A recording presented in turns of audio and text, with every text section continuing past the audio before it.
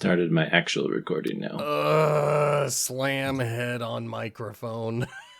I mean, none of that had to do with James Bond, so... I know, but I'm so charming, and I want the world to know how charming I am. Gotta get all my windows together. If the world wants a fat American James Bond, I am demonstrating through my voice just how charming I could be. Hey, tell me, I feel like you have notes better than I do. I really do not, but no? Go for it. Do you, but like, what are my scores so far for this stuff? Yeah, I've got those notes. Yeah. Okay. I just want to know, this isn't the worst movie. Okay. It is far from the best. Do you want to know your worst movie? I'd like to know all of them. Okay. Starting at Dr. No, I'm at 4, you are at 6, for a combined of 5. From Russia with Love, I'm at 7, you are at 5, so 6. Goldfinger, I'm at 4, you are at 6, we're back to 5. Thunderball, 2, and then you are at 4.5 for a 3.25. Okay. You Only Live Twice, I'm at 5, you're at 6.4, 5.7 is our total. Wait, was mine 6.4? Yes. You're a funny guy sometimes. Isn't that the sneak in ninja learning one? Yes. That is exactly it. Okay, I'm the worst. This is terrible. Keep going. On Her Majesty's Secret Service, I'm at 6, you're at 7. So this is your highest one. That one was nice. Combined 6.5. So it is our highest together.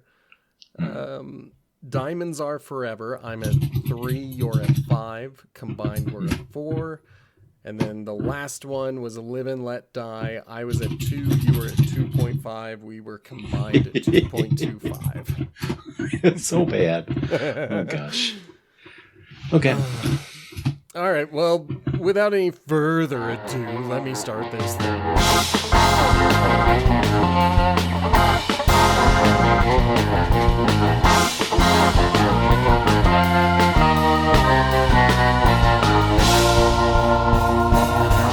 Hello! Indeed, that's exactly what I'm going to say. Hello and welcome to Potato Chip Pictures, the movie franchise review podcast. I am B. Sammy Davis. I'm Justin. Good to hear you. Yeah, it's good to hear you too. Because we're not hearing the third host who never contributes, the audience. I'm just kidding. We are looking at the Bond franchise, and this week's movie was The Man with the Golden Gun from 1974, and coming from the 13th Ian Fleming book. Little piece of trivia that I read and was like, oh, I didn't realize. This is the 12th and final novel. So after this, he wrote one more collection of short stories, and I do not know which of the books before this was the other collection of short stories. But this is the last full novel that he wrote for James Bond. The movie had a budget of $7 million, so we're still in that. That's essentially the range that we're going to be playing in, or at least we have been playing in for about 3 movies. And the return was only $97.6 million. So compared to other ones that have broken 100 million at the box office, this one disappointing in those terms, but still 97 million, you know, a $90 million profit. Like, whew. Yeah. So, Can you imagine where that all ended up? Yeah. The salaries were not even close to what they are now, but oh, for sure. And I'm sure Roger Moore was definitely not making what Sean Connery made in Diamonds Are Forever. Like, they spent so much on him. And I think they went with Roger Moore because they're like, well, here's another cheap guy that we can use. and Not from the advertisement space. Or at least I don't know where he came from. Yeah, I have never looked it up. Wow, I can't believe we have gone this far and never even considered if he had... This is only the second movie, but I think it was novel that the one film Bond only got one film. So it's like, oh, why was he given this chance? And then what else is about him? I don't know anything about Roger Moore, but I'd seen Saruman as our villain was surprising. I kind of wanted it to be... He did fine acting. I think the plot lets down in a couple places. Not nearly as bad as Live and Let Die. But... well, taking a look at Roger Moore's career, he was a working actor. He had been doing a lot of stuff, and then he would get on studio contracts where he would, for example, he was on a 7-year contract with MGM, so he was only making movies for them, and he essentially would either get on a long-term series or get on a studio contract. And so I think that was, speaking out of turn, I didn't know the guy personally, but perhaps that's what attracted him to Bond, was that this was like another long-term contract where he could make money regularly, if that makes sense. Yeah, that makes some sense. I imagine that's just the kind of actor he was until he died in 2017. I think he just preferred working. It's always a bonus if you can stay steady and consistent with work. And sometimes I think of that when I see interviews and the actors are kind of just there as their job. Like, it's understandable. Yeah. I really do like those kinds of actors. I think about, I don't know the actor's name, but in Star Trek, there was this side actor who would just be called upon to go into a lot of prosthetics and then play kind of a sleazy role. And so many of his characters just ended up turning into regular characters for their series. And, I imagine he was totally fine with that. Just being like, all right, I'll come back to set and put on some makeup and collect a paycheck. Like, yes, sir. The problem sounds simple. It does. Well, I mean, I don't need too much more information. What else you got for us? I was going to say, I was looking for a transition to say the plot is simple in certain places and then kind of convoluted in other places. Having watched it twice, I will say it makes sense. It's a self-contained story, and I don't see anything that really stood out to me as like, what the hell is going on here? All of it kind of made sense. But I'm also going to say, watching it a second time lowered my rating of it. I was like, this movie isn't as good as I remember. It's no Live and Let Die with the exploding antagonist, whatever his name was now. Kananga.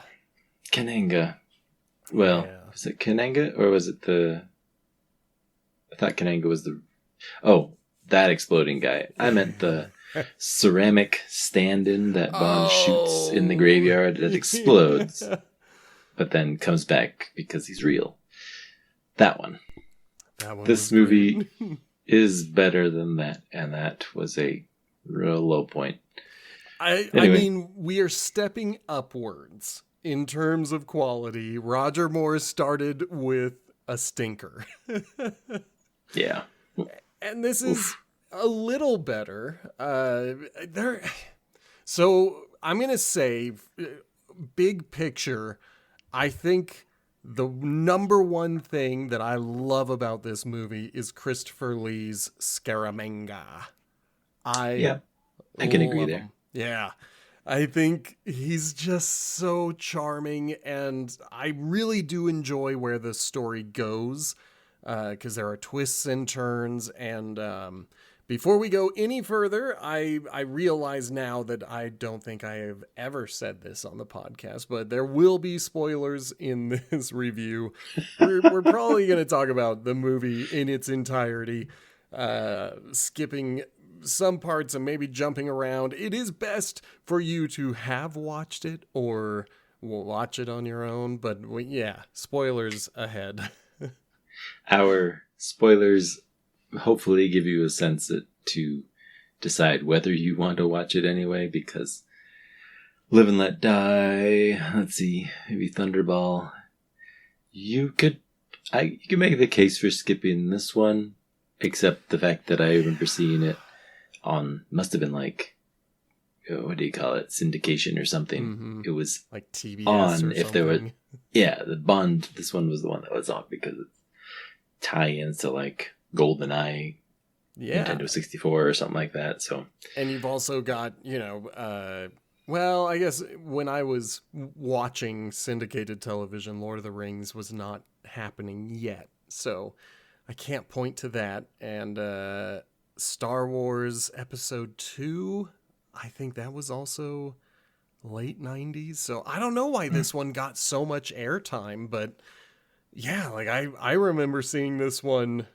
most frequently, and I would forget which one I was watching if I came in during Bangkok. Like the entirety of going to Bangkok, if I turned on the television and we were in a boat chase or there was J.W. Pepper or anything else going on, I'd be like, man, I wonder what movie this is. I don't remember any of this. Which one? Yeah. Oh boy. And that just kind of speaks to my selective memory, where I'm like, if something's bad, I just, cut it from my memory. And it's all of Bangkok for this movie. Don't need it anymore. Get it out of there. Yeah. I think it's a nice setup at the beginning. I was about to say, let's talk about the beginning. Yeah. I liked it. I liked it a lot. It was a little like surprising for the camera work to just include Saruman's third nipple. I did not look up. I'm imagining it's prosthetic, but yeah. Okay. Yeah. I'm like, I mean, it's possibly somebody could have that. Oh, absolutely. They make a whole big deal about it being identifying because nobody knows the man with the golden gun, but everybody knows he has three nipples. Third nipple. Everybody knows. This is like Bond's face in the papers. Everybody who knows about this assassin knows his anatomy. The fact that you bring that up, that just further cements everything I keep saying about how Bond is world famous and his face was in the paper, and Bond knows that this never before seen assassin has a third nipple. So clearly in this world, spies don't understand, keeping it low key. Yeah. Well, the initial scene, I can't quite remember why the other guy gets to Scaramanga's island, but I think he arrives by boat. But why he's delivering something? No, he was summoned by Knick-Knack. So, so when he shows up after we've been hanging out with our three-nippled friend Scaramanga, Knick-Knack greets this person who I think was one of the gangsters in Diamonds Are Forever. I'm pretty sure that's the same actor. So I didn't look it up. I'm only looking at his face, but I'm sitting here thinking like, wow, he got done throwing women out of windows and then was like, I'm going to be an assassin and I'm going to go kill the most famous assassin. I'm going to kill the man with a golden gun. But yeah, it's Knick-Knack who invited him. Knick-Knack, who gives him a tour and then guides him to the gun room. And then Knick-Knack goes back to Scaramanga to essentially say the game has begun. I believe. I can't remember if Knick-Knack immediately goes back to his hidey hole where he controls the game, or if he tells Scaramanga that the game has started. But regardless, we're in a fun house. I hated it the first viewing and liked it better the second viewing, so I will say that to the fun house. In a movie that overall went down in my eyes from one viewing to the next, like I'm enjoying the fun house more. I think from an average viewer perspective, the first section doesn't really work on first viewing because you don't know that that's the ending that Bond is going to have to get through himself. So it's, you come back to it and say, well, okay, this is just to give us the context of this mysterious man. He likes to hunt in a funhouse. I mean, all the stuff inside the funhouse doesn't make very much sense to me. Yeah. Because it's like, is this like 2 rooms big and then by the second room you're dead? It doesn't seem like that complicated of an idea, but okay. On top of that, clearly Scaramanga has the advantage because he goes in through the back door and goes right to the final room.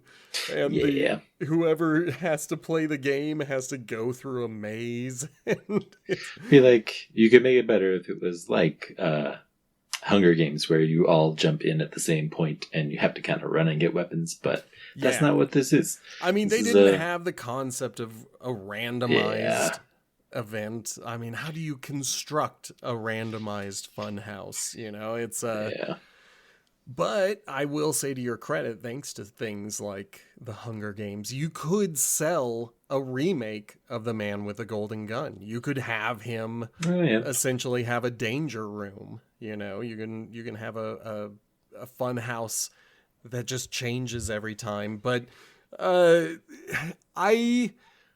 so the first time I was like, okay, this really sucks. And the second time I was like, okay, I'm having more fun with it. But I still kind of hate the prosthetic or the wax figures. Because I don't know if they're actually shooting real live rounds or if they are intended to shoot blanks. I got the impression that the mobsters were shooting real rounds. And I was like, I don't know, like, wouldn't that cheapen the whole experience to have a prop do the prop? Yeah. So that's the only part that really kind of stuck in my craw from both viewings is I'm just like, why do they have those? But it's a very, very good wax figure of Roger Moore that shows up at the end of the game when Scaramanga kills the nameless assassin. I kept looking at it being like, is that Roger Moore? Like, is he just on set and I think the very ending, I think it is. Actually, because it's the very convincing. Yes. Well, like at the very end of the intro. Oh. Yeah.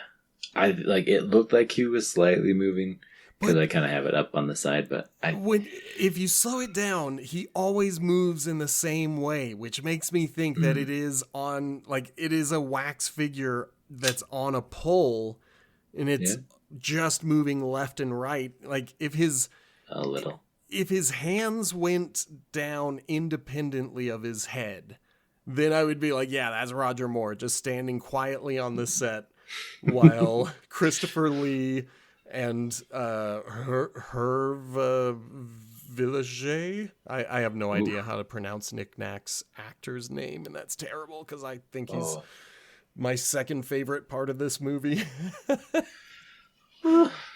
He was in it.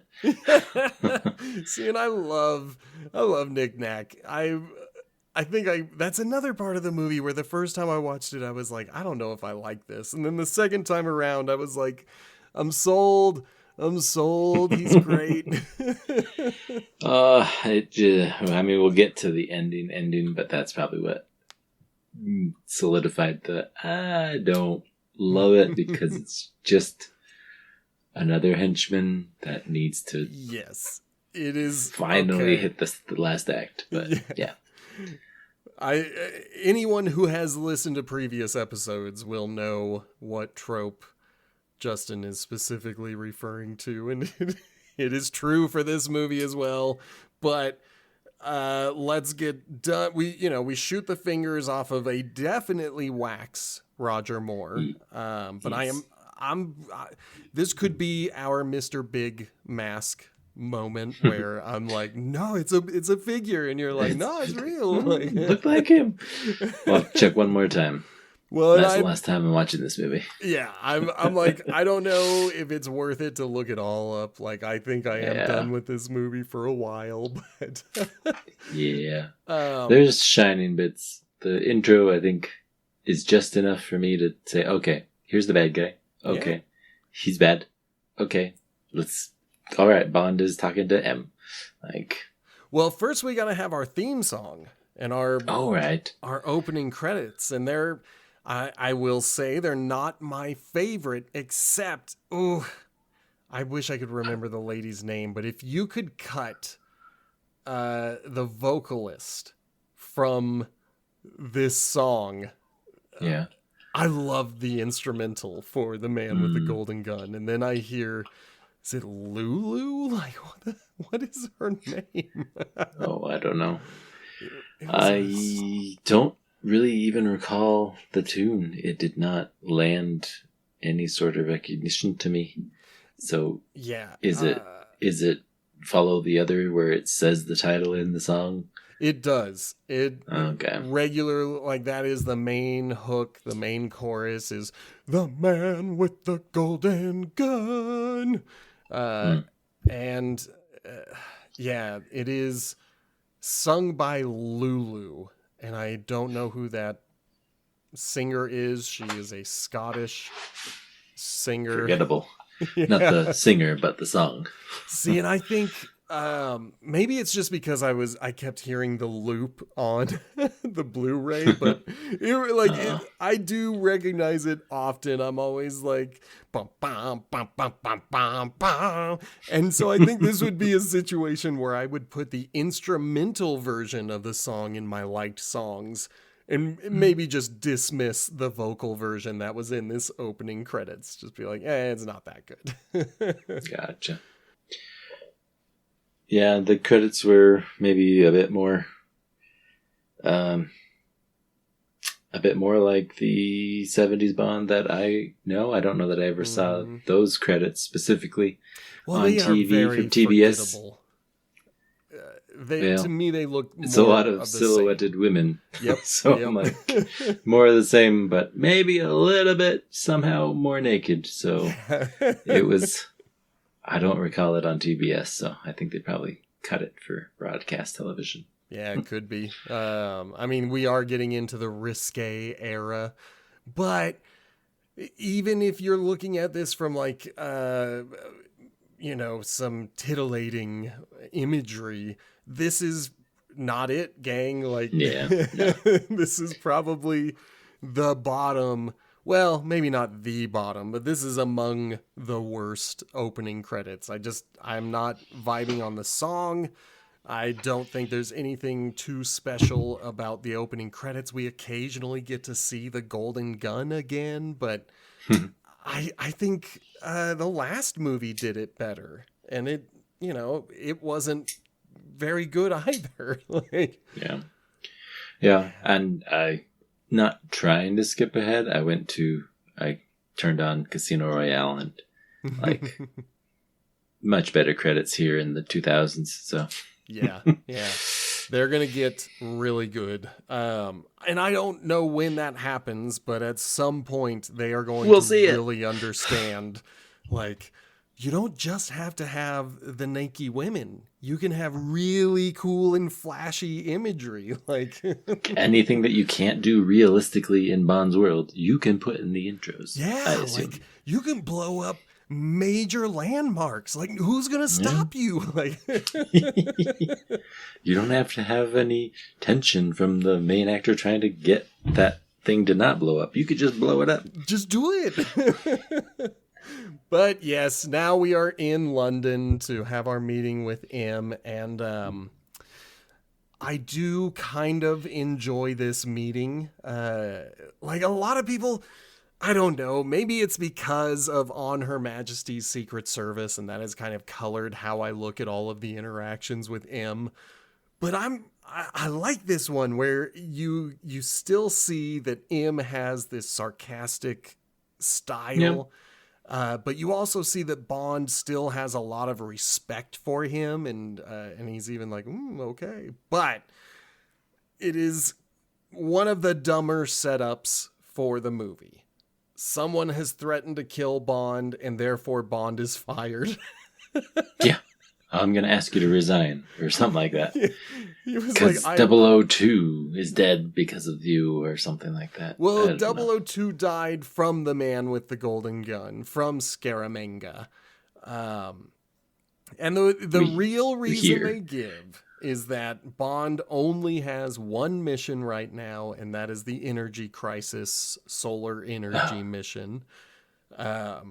And because someone has specifically threatened Bond, he is now off that case and therefore has no cases. And I was like, that's weak. That sucks. But in a roundabout way, they are able to coyly suggest, well, what if Bond were to kill Scaramanga? Would that be okay? He could totally take his missions again. Yeah. Oh, like... So his mission is to kill Scaramanga? Oh, no. Oh, no. We know he's an international criminal, but don't. No. It's off the record. Oh, boy.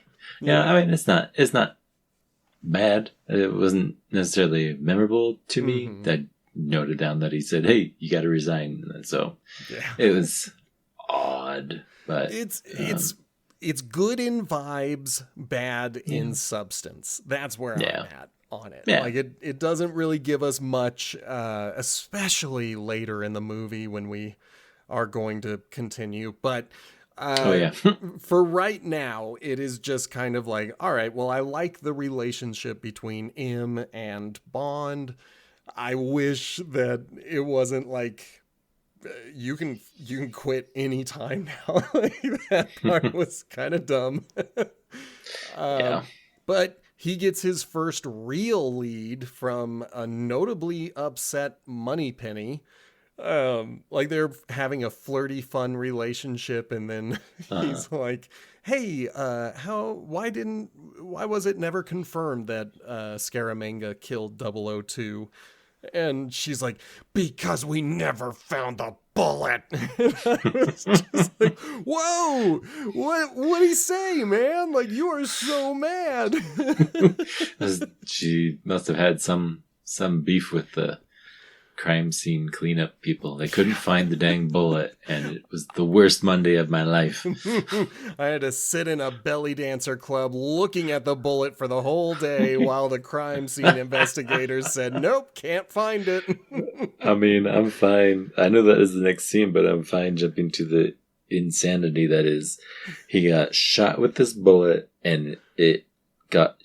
it was in the wall, but then the belly dancer put it in her belly button to keep it safe for no reason. Yeah, like, that thing just killed charm? the dude. Right, like, it just killed the dude. So, yeah, I think it was an excuse to get a belly dancer. Yeah. Because how many of these movies have actually had belly dancers? It feels like a lot. I can think of at least 3 off the top of my head. And so I'm just like, there's got to be more. Like, if 3 have stood out to me, then there's got to be some in the background. Like, they must love belly dancers. I guess. And then, of course, we've got the random bald villain with his 2 goons, but they're not important. They're just here to have a pretty cool fight scene. Oh, yeah. But that villain is nobody, right? Nobody. He's just for this scene. Oh, gosh. He has no connection to Scaramanga. He's got no connection to anything else. Like, he's just jealous that Bond is flirting with the belly dancer. Like, that's the only thing I got out of his existence in this movie. So in order to get the bullet, Bond ends up swallowing it from the fight starting or something. It is accidental. He's being pretty smooth. I'm going to give him that. And then when he's definitely going to get caught, when he's trying to get it out with his mouth, that's when the goons break in and he accidentally swallows it. So he was going to get caught anyway. He just got lucky. Yeah. Because, so this all takes place in Beirut. I was trying to keep track of where they travel for a lot of this movie, and it's so short. It is just the belly dancing scene and the fist fight scene in the belly dancer's room where Bond just let himself in, because that's a thing you can do in the 70s. Like, oof, I mean, go backstage and go right up to them. Yeah, it's just because probably you could, I assume. Mm-hmm. I don't know. Yeah. Well, and then they go back to London where Q is able to say, wow, this is a special type of bullet that would not fit in any type of mainstream weapon. And that's just bad for replaceability. Like, if you have a special muzzle size, like, you have to remake it if it ever breaks. Exactly. Rebuy it. That's the thing, though. That's the whole point of it, is that you have to go through, who is it? Lazar? Is that his name? Yeah, I think you're right. Yeah. He is in Macau. I think that's in Portugal. Where is Macau? No, it's its own place. Yeah, Eastern Asian little special administration region. I think the name is familiar from junior high geography, but that's about it. Yeah, we're way in the east. So he went from London to the Middle East, back to London to Macau, which I think is somewhere near China. There he threatens this hyper specialized arms maker. That one wasn't bad. It wasn't a bad scene. I think it was it's a fine, interesting. Like, it was. I'm still on board with the movie at this point, for sure. Yes. Like, it's compelling enough, and the hunt is on, so I'm like, all right.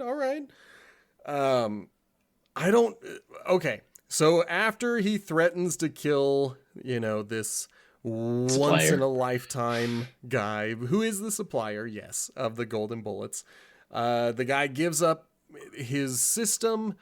And they go to this weird casino. I did not look up the game they were playing, but I'm fascinated by the fact that you've got two levels. You've got people actually playing a game, and then a level above that of more people playing, and then sending things down on baskets to the people at the table. Like, I don't understand it, but that's how it gets traded. Yeah. No idea. Yeah. But he picks up the bullets and he figures out who has the bullets, which is Miss Anders.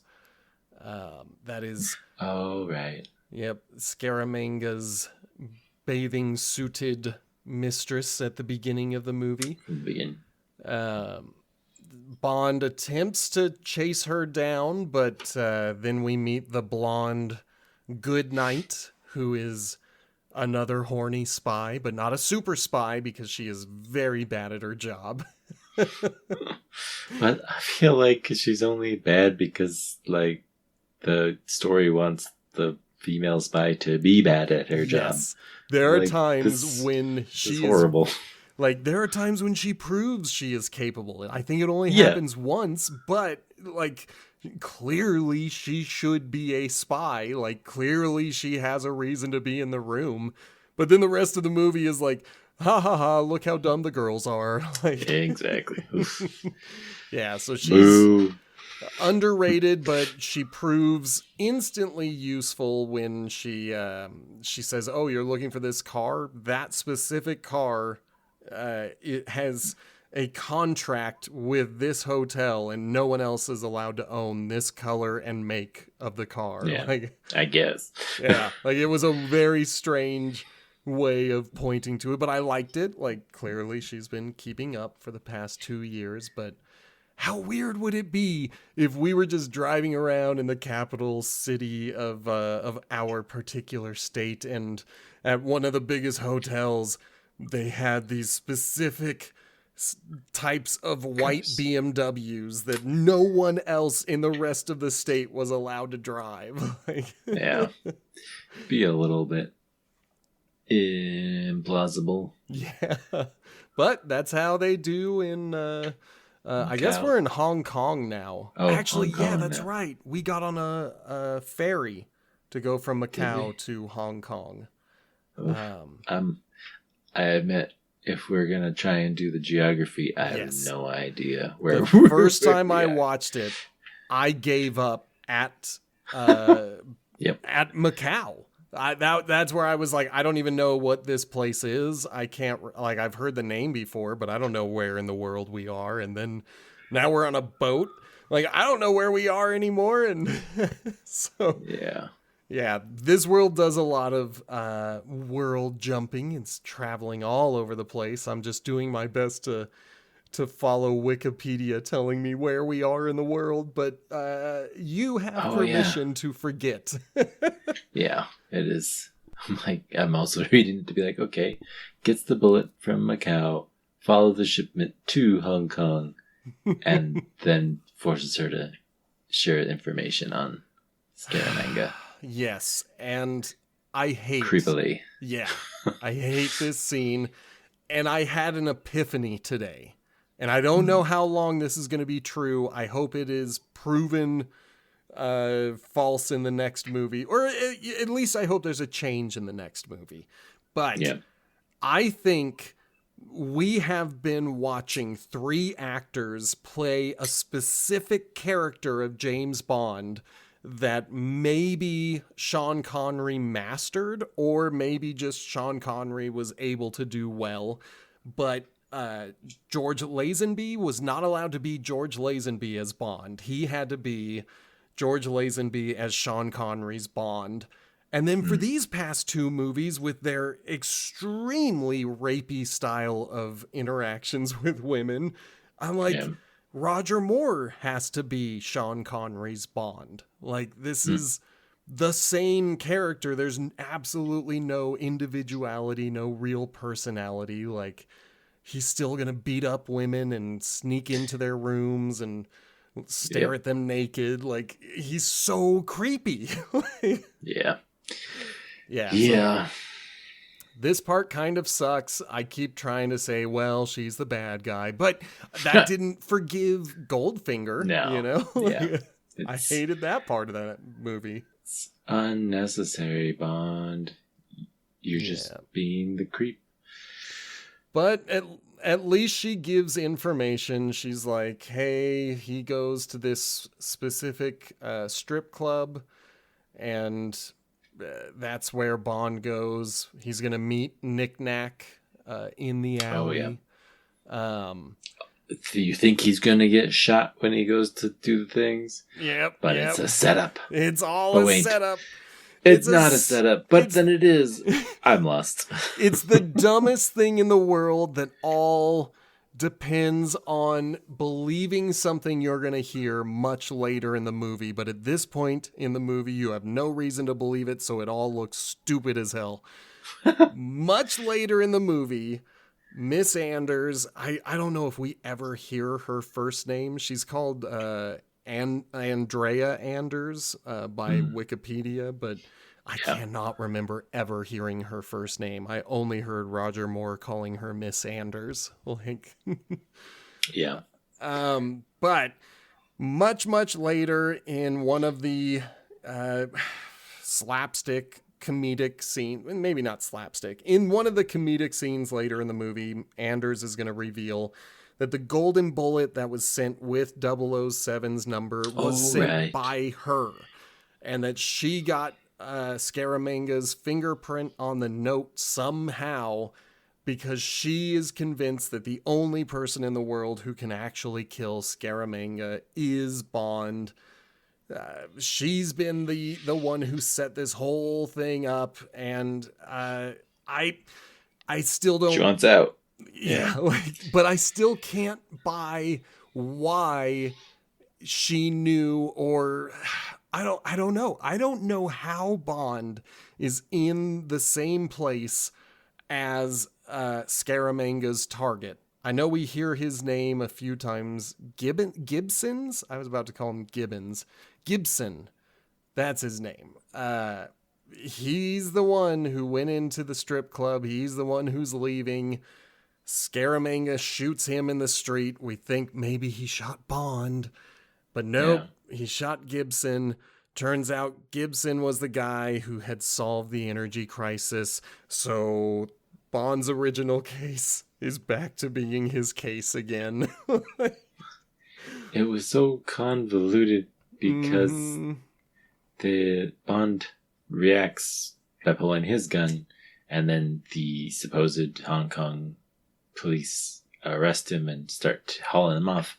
But then he jumps off on a shipwreck where M and Q are, but they knew where Bond was. It's another one of those things where you're like, why doesn't anyone tell the spies? Like, why did you just burst in on him like this? Arguably, you could say because Gibson was here, and this was not Bond's case. The guy inside the strip club who met with Gibson, that was his case. Oh, okay. So arguably, M is set up working with that agent from inside the wreckage of the Queen Elizabeth. And I'm willing to accept that. I just hate that, Bond does not recognize another agent despite being able to recognize Goodnight when she shows up. Sure. And B, that Bond has no idea that the Queen Elizabeth is another MI6 headquarters, but he seems to be baffled by every appearance of another spy headquarters. Yeah, I can follow that for some length, I guess, because Anders sends him that way to find Scaramanga, I guess, as a betrayal or something. So at this point in the movie, Anders is loyal to Scaramanga, and we have no reason to suspect her of being the one who sent the bullet.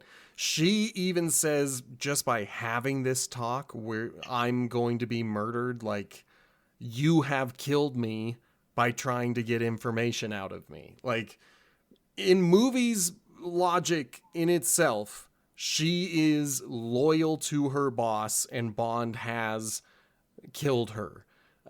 So it's only going to be much later that we're going to learn that she was never loyal to her boss in the first place. But at this point in the movie, I got the impression that we are supposed to believe that Anders went straight to Scaramanga, reported Bond.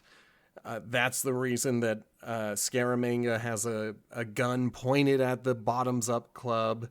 He takes a shot. Bond goes down, but okay, Bond is all right. It was the other guy who died.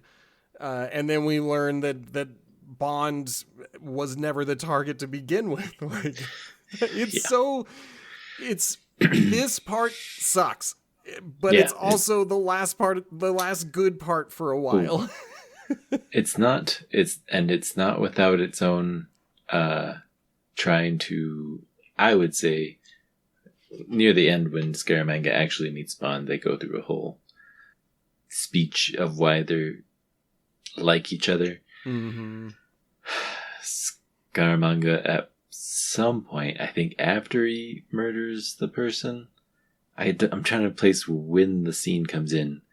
He finds Anders back at his boat and Yeah, threatens her with the golden gun, it's and immediately then after, like, rubs it all over her and on her face, and I'm like, what the hell is this? And the grossest thing about it is that I can see real human beings in this country doing that. It's gross. So gross. But I mean, he reveals much later when he's having his chat with Bond that that's what he gets off on. He just loves guns. Those are his main things. So there's puzzles, you can have other hobbies that aren't killing people. I mean, someone liked fun houses, so why not bird build calls. a new one? Do something else. Yeah, and it's another part of the movie that I hate is his obsession with guns, and we'll get to it much later. But first, we have to go to the worst part of the movie, which is Bangkok. So the agent who has been working in Hong Kong is named Hip. M assigns Hip and Goodnight to travel with Bond to Bangkok. He gets there. He does a little bit of good spy work. I actually really love the very beginning of Bangkok. His first lead is to go meet a businessman named High Fat. This guy is working in the energy sector. He's a good lead for what's going on. And so when they get to his compound, at first we see Bond just standing around smoking a cigar with Hip standing on Bond's shoulders. And he's just kind of saying yeah, it's impossible. We're never going to get in there. There's guards everywhere. I don't know how you think you're going to get in. And he gets down and then he stands in position to let Bond look. And then Bond just lets himself in. I really like that where he's like, thanks for letting me up. That's all I needed. Bye. I think it's a nice little payoff because the Bond, his confidence is not misplaced in that he has a different plan. He'd asked Q for something kinky or something like that. He has a prosthetic third nipple that tricks the high fat guy, supposedly. That's our field Q-Tech, everybody. Yeah. We saw some Q-Tech in the earlier scene, but that wasn't for the field. Our field Q-Tech is a third nipple. Very convincing, I guess. But the interaction there felt like I wasn't expecting it to be another ruse, but he invites Bond to dinner, and promptly you see Scaramanga already knowing High Fat and already being there, so it's all a pretense to, I guess, kill Bond. All other villains, they love to have a chance to kill Bond in order to not kill Bond. Exactly. Now, I will say the movie cheated here. Well, only in that Bond had a very good idea. Bond was like, nobody has seen Scaramanga. Yeah. Therefore, I can confidently bet that High Fat has never met Scaramanga, but everybody in the world knows about the third nipple. So I'm going to roll in there. I don't even need to know where it is. I just need a third nipple and I win. So Bond did everything correct. It's just that it turns out there is someone else in the world who knows who Scaramanga is, and that just happens to be High Fat. So the movie cheated a little bit, but I'll forgive it because this, this might be the last good scene in the movie, despite the fact that we're in Bangkok now. Yeah. Because yes, Bond is going to return for dinner and get attacked for some reason. Yeah. in order to kidnap him, in order to then try and kill him again, in order for him to run away on a boat. Knick-Knack had a spear. Knick-Knack was going down. There was the freeze frame of Knick-Knack with the spear looks like very classic art. It's a great pose that he strikes before he is stopped. But in great villain tradition, we can't kill Bond. We have to do it in some convoluted, stupid way.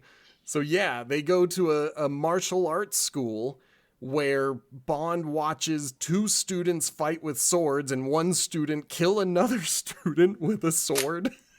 Sucks to suck, man. If you're not a good swordsman, you're done. In this school, only the best swordsman makes it out to graduation. Then we watch... Man, that's rough. Yeah. We watch another pair of students duke it out, and one of them presumably takes a head injury bad enough to... Oh, no! It's not two students. The second student is called up, and he calls out Bond, and as they're bowing, Bond knocks him out with a cheap shot. Yep. And then we get the real fighter, Chula, to come out, and they have a terrible fight. That's not as awful because I feel like it's a school of fighters. Yes, to the death means you should have fewer fighters, but 3 different people showing up to fight Bond, it's 2 people showing up to fight Bond. The third pair of fighters just fought each other. They never took a sword to Bond at all. Yeah. There's always an extra guy that can fight the next dude. I do not like the fight with Chula. I think it's just bad stunt work. If I'm frank, there's a couple of points. Chula's the guy in the black robe. He's the master student. He's not the old man. Okay. He's the young man who's kind of everybody's boss. They chant his name. That's how I know it's Chula. It's like, okay. Yeah. And the fight doesn't work for me. This is one of those situations where I think by pulling the camera back, you actually take things away. I get that they want to show martial arts from Thailand. I don't know if this is Muay Thai that we're watching, but we're at least watching martial arts. And so you want to give a really good picture of it, but you're also showing a stunt fight. And I don't think that works as well in a showcase perspective. I think it works better when you get the camera right up in the actors' faces and really sell the hits. But there was an earlier stunt. Oh, the belly dancer. It felt like Roger Moore was in the scenes for the stunt work, so it seemed like it was showing him. So it might just be, maybe Roger Moore wanted to be included on the actual stunt work. So make sure that we know it's him with the wide shot. And that might be why I hate the school scene so much, because in the movie itself, we had a much better fist fight, with that dressing room. Because it was up close and we got really personal and really good. And we see that Bond can bleed again, a second movie in a row where people can make Bond bleed. Yeah. But at the school, Bond gets away by jumping through a window, and then Hip shows up with 2 karate girls in Thailand for some reason. Ready. I don't know why the karate girls are in Thailand, but their dad runs a school and they kick butt, kind of. I appreciate that they kick butt. It's appreciated. It's a fun little moment, but I will say when Bond tries to be funny, it doesn't often work, and it didn't work for this scene when it's like, oh, look, it's girls who can kick butt. And I'm like, something like that. What's so funny about that? Like, I've seen girls kick butt my whole life. Like, you didn't surprise me. But yes, then we get on a boat for the river chase. Last movie we had speedboats. This movie we have No. We have No. kind of fast boats. Don't say it. Don't get us there. No. We're getting there, man. No. Because, and it's the movie edges us quite a bit. Like, it's only because I knew we were getting here that I'm going to say it. So I'm going to try to edge us as much as the movie does. But we first go to a tourist boat where there's a kid selling elephants. And he's selling the elephant to a lady who's just ignoring him. Then he jumps off the boat, gets onto Bond's boat, and Bond is having troubles with his engine, and the bad guys are about to catch up, and he offers the kid $20,000 or 20,000 baht to make the boat go.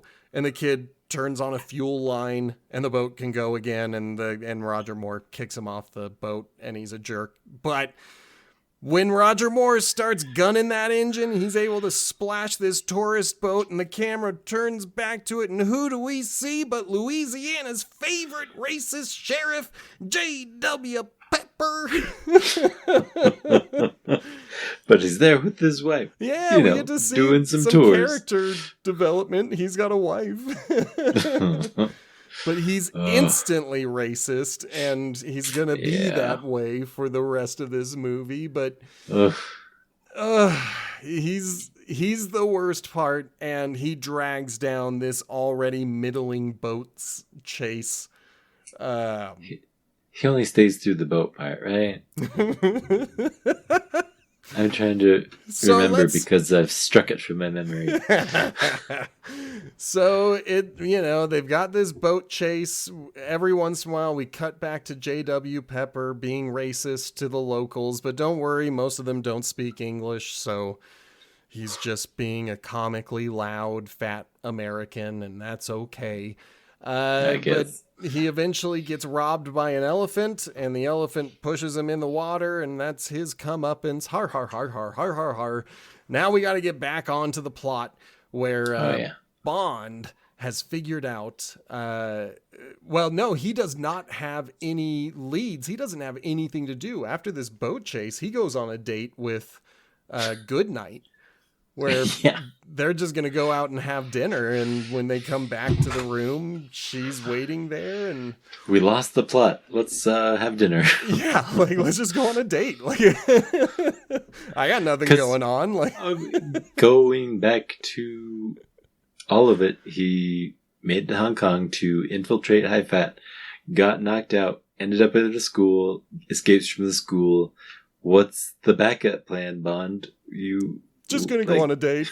I could go back to High Fat's manor and figure out what's going on there, but no, Good the plot Night's will come looking good.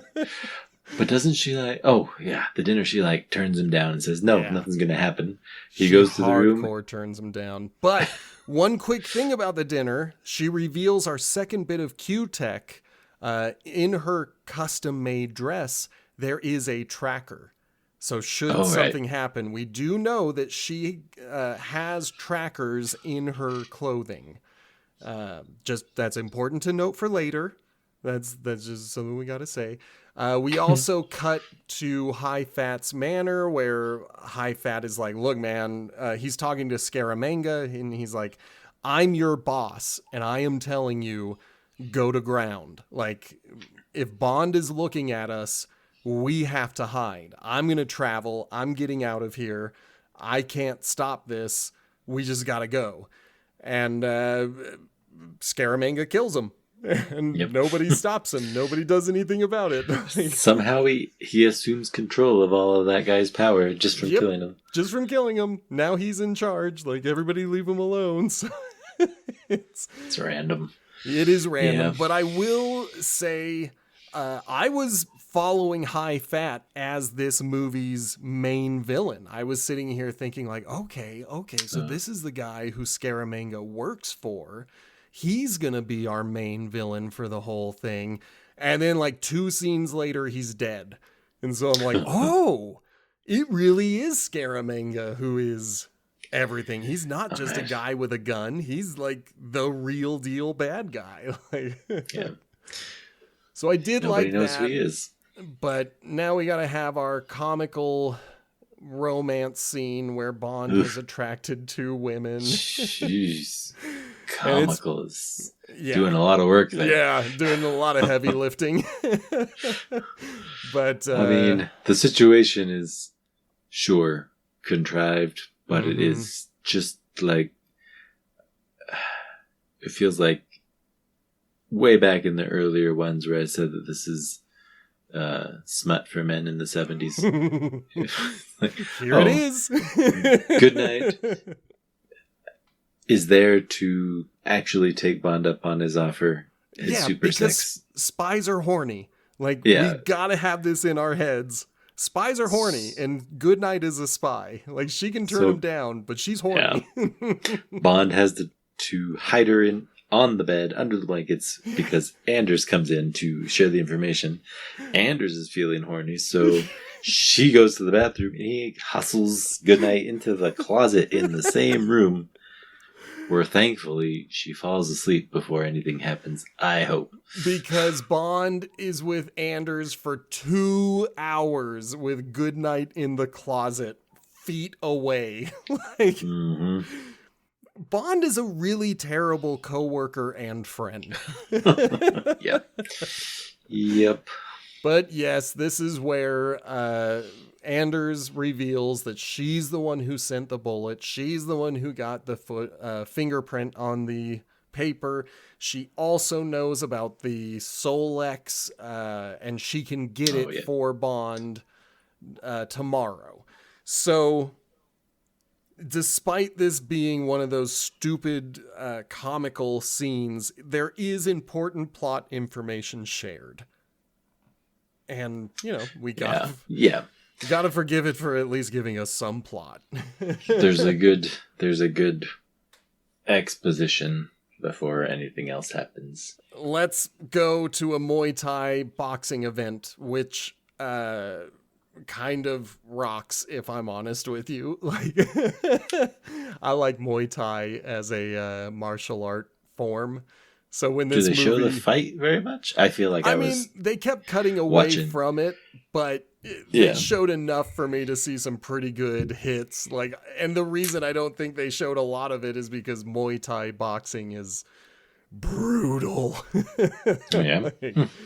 We'll have to see some YouTube or something to see. Well, if you ever see the movie Ong Bak, and there is a trilogy of movies, so we have a reason to watch all of them. But the original is the best in the trilogy, and the main character, Tony Jaa, uses Muay Thai as his preferred martial art, and it's pretty brutal even watching a stunt actor doing it for the cameras. Like, you're just like, man, what would it be like if someone hit for real with these hits? To check it. Check into it. That would be my recommendation to ignite that love affair. But unfortunately, the real reason we are here is to meet with Anders, who did get away with the Solex, but she didn't get away from a bullet. And Bond is able to find it. He puts it at his feet. Scaramanga comes by. Knick-Knack is behind Bond. They're having their villain conversation about why he had to kill Anders, and he essentially says, like, stop following me, bro, or I'm gonna have to kill you. And then they leave. But while they are having this conversation, Bond is able to grab the Solex off the ground and pretend he uses that to pay for the peanuts that Hip sold him. It's good spy work again. It worked, yes. And then Hip goes right out to Goodnight and says, hey, I'm going back into the action. You keep this safe. And Hip goes back in, and the Solex has moved again. Like, we're at good spy work, but this movie doesn't like women. And so, of course, naturally, Goodnight is going to lose the Solex by losing herself. Like, oh.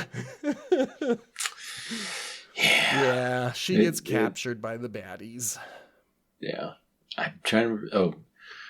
because Scaramanga wanders off, so Bond was no longer in any trouble that Hip needed to save him from. But I guess Hip wouldn't know that. But yeah, because Hip doesn't know what's... But Hip was literally looking at Scaramanga just now, and then he runs past him and doesn't stop. Oh, man, that does make me mad. I might take a full point off of this movie for Hip not recognizing Scaramanga on the return. We can't go to 0, though, right? Oh, boy. Oh. But, yeah, well, Goodnight sees Knick-Knack, so she's going to go follow. See, and I think, imagine taking Goodnight out of that failure, and Scaramanga needed to get the Solax back, but Bond needs a reason to chase him again. So, I mean, the movie, getting the Solax ends the movie. I agree. Unless he gets the Solax back. Unless we did something like the Distant Futures Skyfall, where the bad guy essentially infiltrates MI6. That I could see that being a better movie. Having Goodnight get away, and then Scaramanga now has to infiltrate MI6, and we turn the movie on its head where now it's Scaramanga being the super spy, but he's still the bad guy, so we gotta watch Bond foil his attempt to infiltrate and destroy MI6. That would have been better than what we got. Yeah. Because instead what we got was Scaramanga throwing Goodnight into the trunk of the car, them having a comedic exchange where she's like, yeah, I'm in the car, I've got the Solex and the keys to your car, so you better go and steal a car to get on this car chase. And guess who's sitting in the car that he steals but our friend J.W. Pepper. So we get more of him in this movie. But there's only 2 movies with him in it. You promised. I is the second genuinely movie. hope that this is the end of J.W. Pepper. Because again, he ruins this scene. I would be fine with this car chase if you cut every J.W. Pepper cut in out of it. Yeah. It's very fast paced. It's very fun. And then J.W. Pepper comes in to say something racist and stupid. And then I'm like, ugh, I hate it. Yeah, it is. It goes as far as making it almost completely unbelievable in that Scaramanga connects to a pair of wings and the car flies off. You forgot the even stupider thing that happened earlier than that, where Bond and J.W. Pepper make a corkscrew jump over a river. No. I mean, presumably an actual car does that. I don't know the behind the scenes. Yeah, you know how bridges are always broken down in a perfect corkscrew shape so you can make that full 360 rotation? I did write it down because I said, if you muted this, it would be a cool stunt. Yeah. But there's a slide whistle that you gotta add to it. Ooh. Oh, so dumb. I did forget that dumb part. The car plane is the second dumbest part of this car chase. But, once we're done with the car plane, we are done with J.W. Pepper. We're going to go back to M, who's going to be angry, and they're all going to be yelling at each other, and Q's going to be like, my stuff is great, and M's going to be like, you're all incompetent, and then finally someone's going to walk in and be like, hey, we found Goodnight. She's on these Chinese islands, so we did it. Go pick her up. No, you can't go pick her up. What about your actual mission? Yes. Well, my mission is on like that island. What if I did it unofficially? Like, this is already unofficial. Yeah, like you're going double unofficial. Double top secret. And re-ups it to official. Yes. So we're going to go back to Scaramanga's island. He gives a tour. I just find Christopher Lee so charming that I feel like we're back in a good movie again. Like, Yeah. so the very beginning and now here at the very end, I'm like, all right, I'm having a good time. It's only that middle chunk that's all Bangkok where I'm like, oh, this movie just falls on its face. But I like that we get to see that Scaramanga has all of the toys. He's even got the power plant. Like, he is the supervillain. He doesn't need high fat. But frankly, he doesn't even need to be an assassin. He just does that for fun at this point. Like, right? Like, he wants to sell this power tech to other people for money. He's an assassin to have raised the money in the first place, yes, to build these power generators that could just let him make money, like infinite something. money for the rest of his life. But no, he wants to be an assassin still. Like, who wants to be the best assassin? Yeah. So Bond has to die. So while they're on their tour and while the bad guy is demonstrating everything, because a bad guy has to show everything, he's the guy who loves guns. So naturally, his solution to the energy crisis comes with a free energy laser.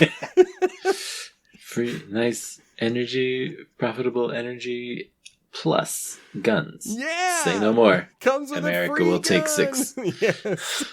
And like, they use it exactly one time to blow up Bond's plane, and then we never see that laser again. But laser exists in movie. We got laser in movie.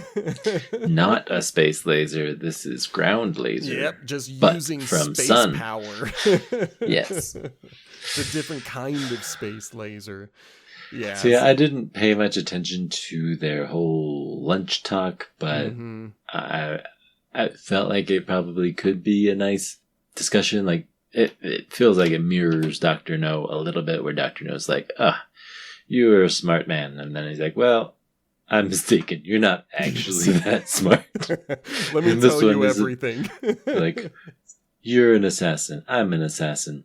I feel like we're pretty on the level, but we should fight it out. It's like, okay, so Dr. No was mistaken, but Scaramanga, he's got a better bead on James Bond, where I'll agree Bond is maybe in denial about how much he enjoys killing, because he says, like, I don't take pleasure in it like you do. And it's like, well, come on, you got one-liners for all of your kills. Like, you get some pleasure. And your boss is like, if you're not killing someone, why are we paying you? Yeah, like, you like making money, right? Go use your license to kill. Yeah. Oh man.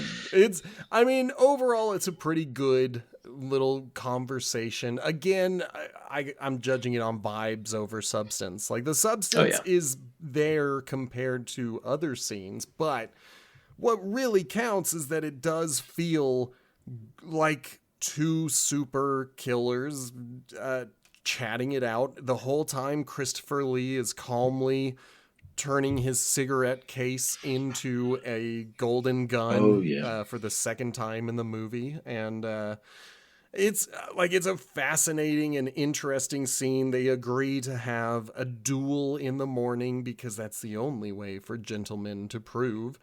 They take 20 paces. Bond turns around to shoot, but Scaramanga ran away.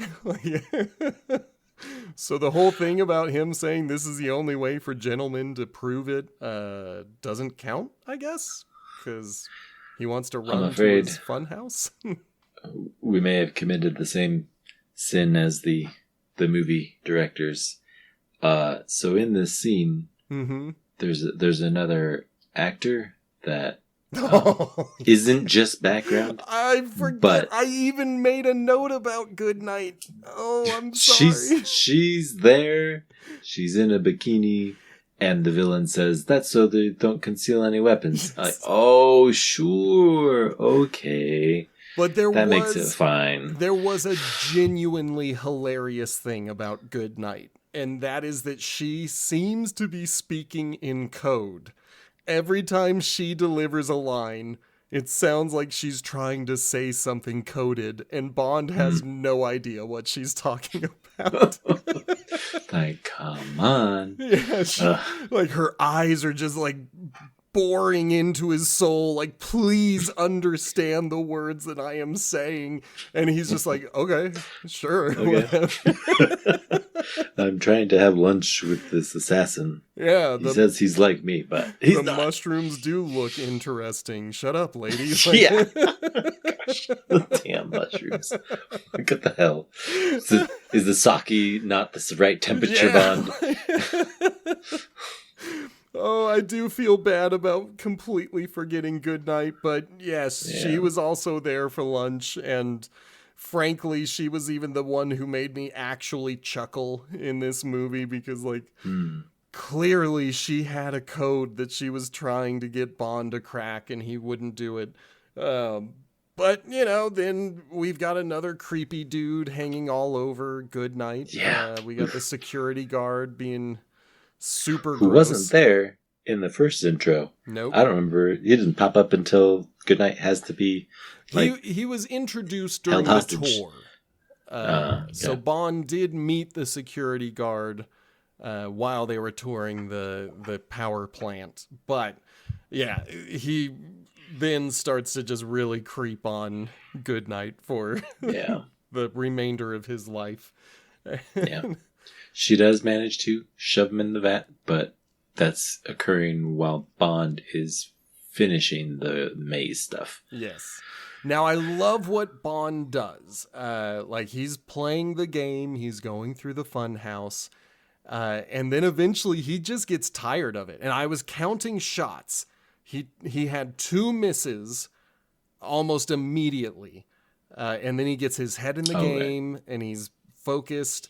He runs into a transparent piece of glass, and then I think he gets sick of the game because he starts going into the scaffolding and starts tricking Knick-Knack, who starts panicking and turning on all the lights. Like, I really did like that. I was like, oh, yeah, Bond wouldn't play by the rules. As soon as he realized this is a fun house, he'd be like, okay, I need to get out of the fun house. Like, I got to get to a part that would be good. But he dropped his gun, so there was no point in me counting his shots anyway. We call it in our house movie magic when something happens that is like, oh, why did that?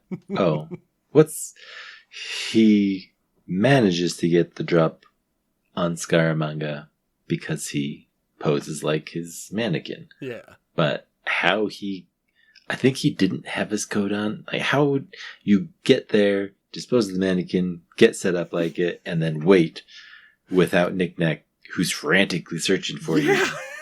It's purely magic. And I think Bond had a plaid blazer when he got on the island, and that mannequin, as well as Bond at the end, has a tuxedo jacket on.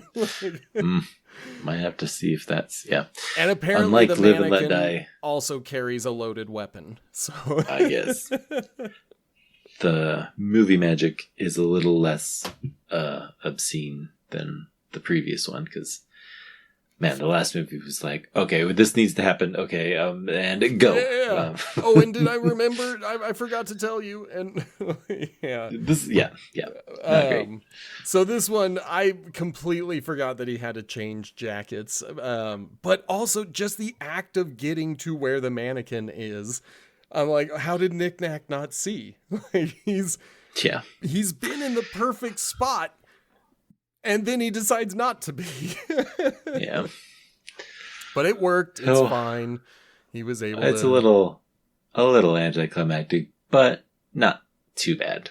He just shoots Scaramanga, which is what all villains should do when they actually want to kill Bond. Is shoot him. Go ahead. Bond gets it. He's like, all right, just put a bullet in him. That's it. Yep. Don't need to have a speech. Don't need to give him a chance. Like, just put the bullet in. Yep. And, so now we've got an exploding island. Goodnight finds Bond in the fun house, and then they leave. They're going to go try to find the Solex again.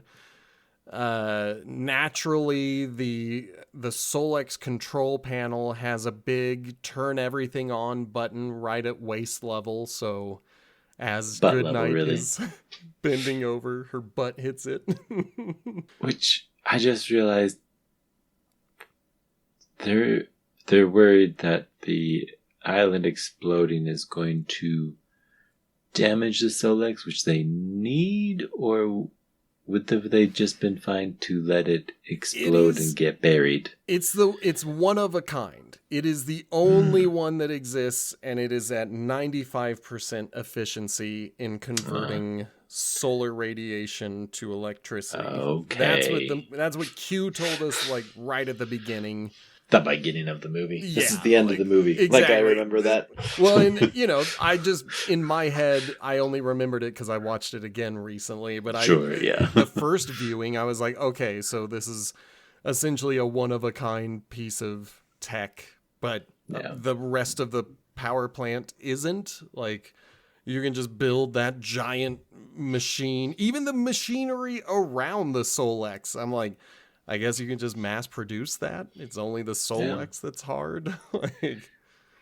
At least Dr. No felt like there were so many workers on that little island trying to make something big. This one's like, oh, there's just 3 guys here. Just hanging out.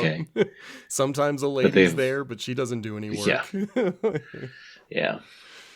So... Yeah, I did not love the Bond yelling at Goodnight because she's being so dumb. I'm like, dude, man, you are... Yeah, you know that you've got a solar laser pointed at your head and you keep sticking your head over the target. Like, dare I say, snowflake, the slightest bit of heat just makes you lose your gosh dang mind.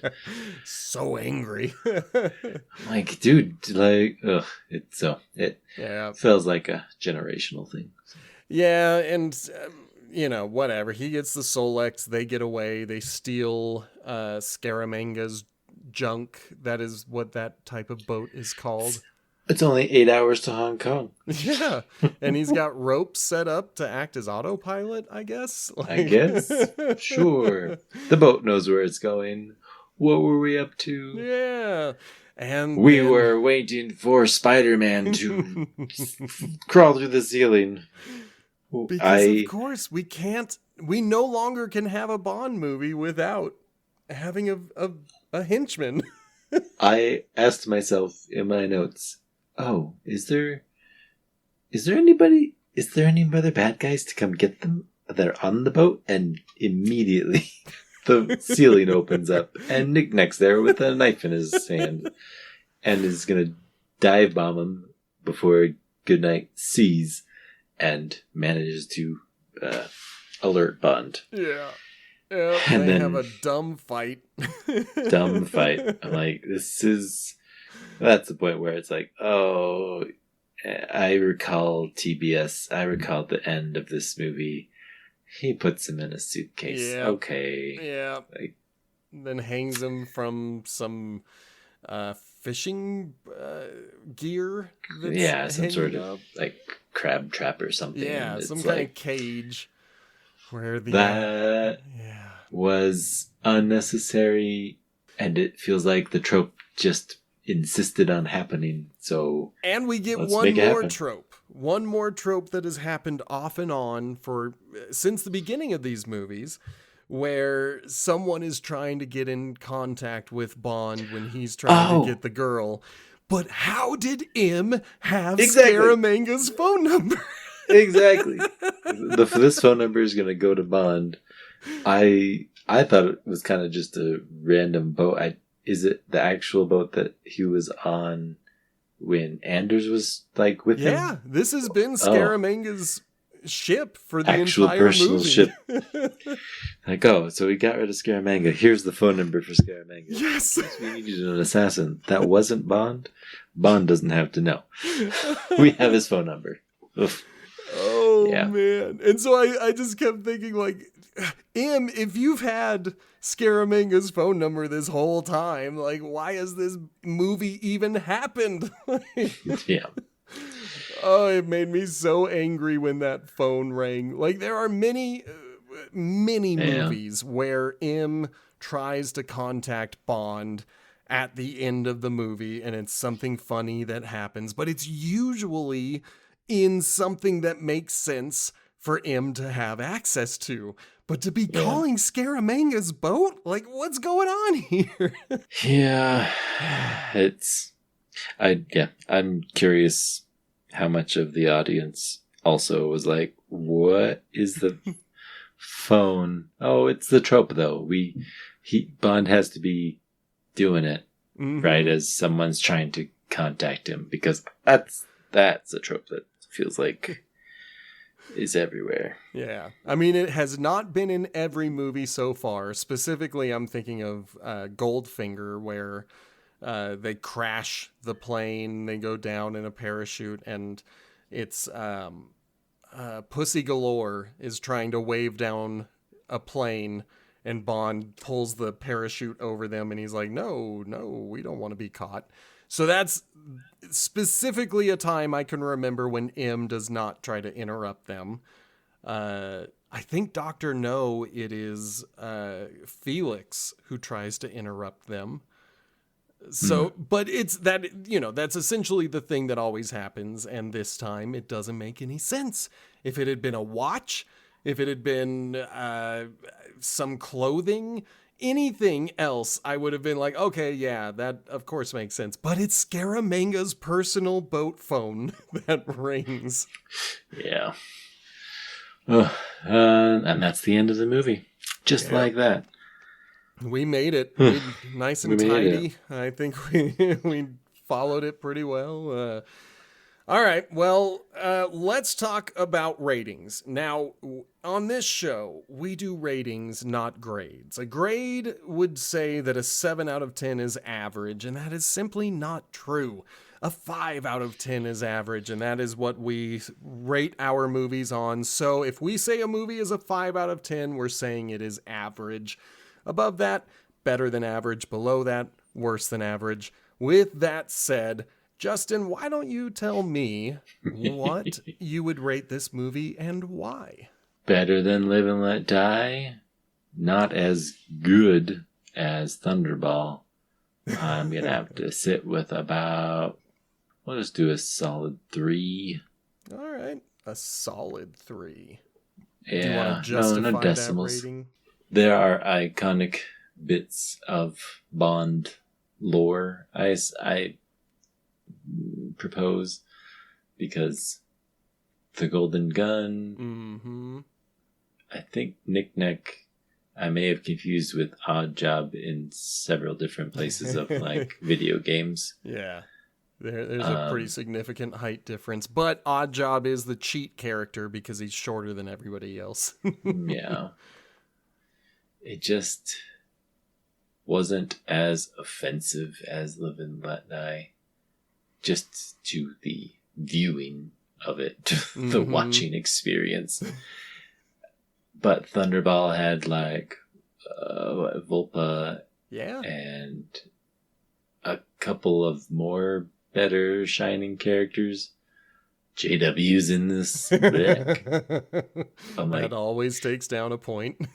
Yeah, I'm like, who are the characters that I like in this? Not any, except the villain is kind of okay. So, yeah, 3. I don't. I did end up seeing some reviews of people being like, I feel like regular people, and they love this movie. What? Like, this is not a very enjoyable Bond movie. Like, I've compared to the library that I've seen is not this sort of Bond. So I can say that, yeah, if you enjoy 70s era Bond, you'll enjoy this movie. I don't enjoy Bond hitting women or having convoluted, like, I'm sticking to it. These scenarios that are just dreamt up in order for Bond to be the man. Yes. Yeah. It's just fantasy fulfillment. So I think that's fair. I enjoy the action more like Bourne Identity, Mission Impossible, more recent Bonds. Yeah.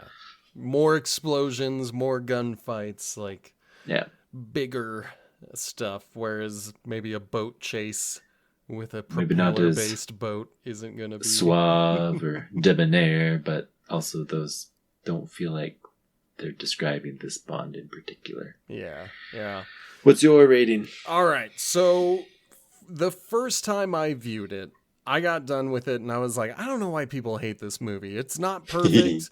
I'm even going to forgive J.W. Pepper. Like, I had a good time on my first viewing. And so I was like, this is a 6. Like, we are in 6 territory.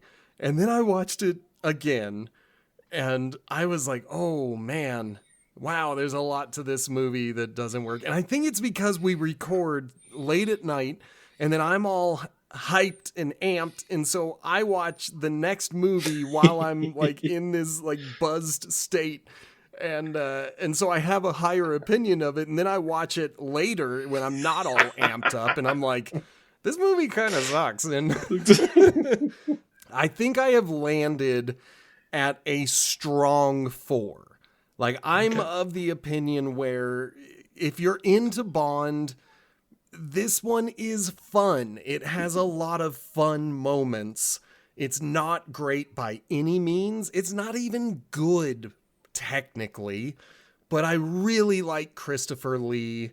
I really like the character of Nick Nack. I think Bond is, or at least Roger Moore is starting to come into Bond. He still has a lot of Sean Connery moments, especially around the women. But we're starting to get into the groove, and so I feel like while it is skippable, especially for someone who's not particularly into Bond, I think if someone is actually starting to really enjoy it, they might get a lot out of this movie. They might have a lot of fun. But if you're not vibing on Bond, this is not going to be the movie that does it for you. To start with, yeah. There are better ones earlier. There are better ones after. This is really just kind of a niche movie for anyone who is a Bond super fan. It's got some charm to it. Not a lot. Christopher Lee is brilliant, and that's really what saves the movie for me. Yeah. Any other actor, I think this would be a 2 or a 3 for me. So together, that puts us at 3.5. It's above Thunderball, which, next to Live and Let Die, those are my 2 least favorite movies. So yeah, I was trying to even remember why we liked Volpa, but I'm sure that it'll come back to me if I. Well, it's because really Volpa should have been the villain. She was actually good. She was competent. She was conniving, and she was a really good villain. And it just turned out she was just a henchman, and she was just expendable like any other henchman. And that's part of what made me hate Thunderball so much, was the fact that the best villain in it didn't matter to the movie.